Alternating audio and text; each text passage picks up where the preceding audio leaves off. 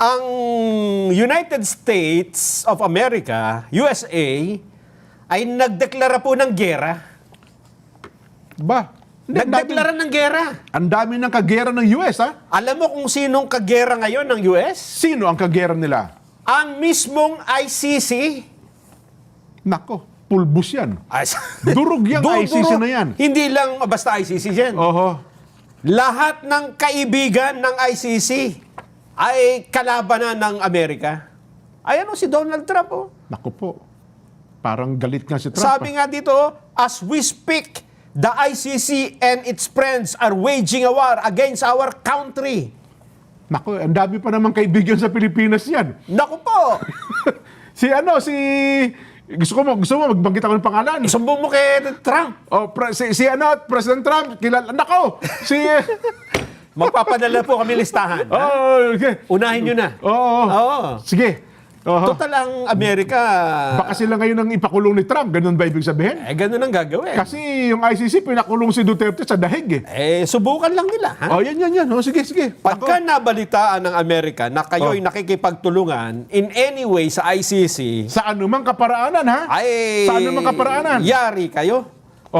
Alam mo ba kung sino ang ginamit pa ni Trump na magpadala ng babala? Sino? Yung mismong US Secretary of State, Marco Rubio. Ay, mabigat nga yan talaga. Mabigat yan. Hindi biro-biro yan. Oo. Gusto mo mapakinggan? Ano ang sabi ni US Secretary of State Marco Rubio? Eto, nagpadala nga sa atin ng, sabi niya, mensahe? i-play nyo ito sa saganang mamamayan. Yeah, pakinggan Babalaan ninyo yung lahat ng nakikipagtulungan sa ICC. Nako po, lahat yari ng ka. sumusuporta. Patay Lahat ka dyan. ng kaibigan, nakikipagkaibigan yan sa ICC. Patay lahat kayo dyan. ng pumupuri sa ICC. Ito ang message namin sa inyo. Ito na. I-play natin. For 250 years, Americans have governed ourselves as a free and sovereign people. We choose our own leaders, we determine our own laws, and when we're accused of a crime, we stand for judgment before a jury of our own peers. This is the essential and indispensable feature of our form of government. It is the foundation of our shared way of life. But today, powerful people in faraway places want to take that away from us. They believe that they should be in charge of your laws, of your country, your life, and they don't care whether or not you agree.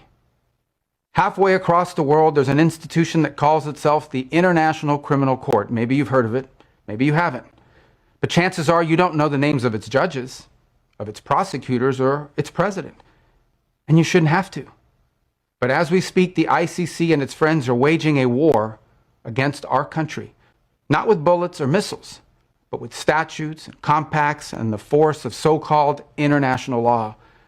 When the ICC was born 24 years ago, they told us that it was merely a narrow backstop, a global court that would step in to prosecute only the gravest offenses, things like genocide and war crimes, and only when a nation's courts were unable to prosecute them on their own. But the truth is, it was something far more radical and extreme. It was a global tribunal staffed by unelected globalist bureaucrats who claim their power is almost unlimited. The danger of this global court has only continued to grow. Today, it threatens every aspect of our political and legal system. Border Patrol agents removing violent criminals from our country, American Marines risking their lives to defend our homeland, prosecutors working to dismantle terrorist plots to attack and kill Americans. If we stand idle, all of them would be at the mercy of foreign judges thousands of miles away, facing the constant risk of prosecution and even imprisonment for the so-called crime of defending their own country. The American people never agreed to any of this, and they never will. Read the words of our Declaration of Independence. We fought a revolution against a foreign power, transporting us beyond seas to be tried for pretended offenses. Independence is our birthright. We will never let foreign bureaucrats take that away from us. This administration will not sit by as the ICC and its allies seek to threaten our people.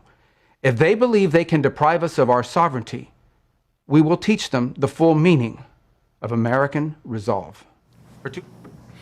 Yan po si US Secretary of State Mark Rubio. Hindi ba matindi? Ang bigat ng mga sinabi niya. Ang bigat. Kasi nga naman itong ICC, sabi niya, kahit ayaw mo, pinakikialaman ito mga hukom sa inyong mga bansa. At ang sabi niya, ang kanilang inaasunto ay yung nagpapatupad lang naman ng batas. Yun. At dinedepensahan ng kanilang sariling bansa laban sa mga terorista o sa sino mang nais na pumatay sa kanilang mga Oh. nationalities. Parang, Diba? parang pinariringgan ng Pilipinas, ha? Ah, oo Ganyan-ganyan na nangyari sa Pilipinas, eh. Ay, ang sabi Diba? ni Secretary Marco Rubio, Oho. ay hindi kami papayag.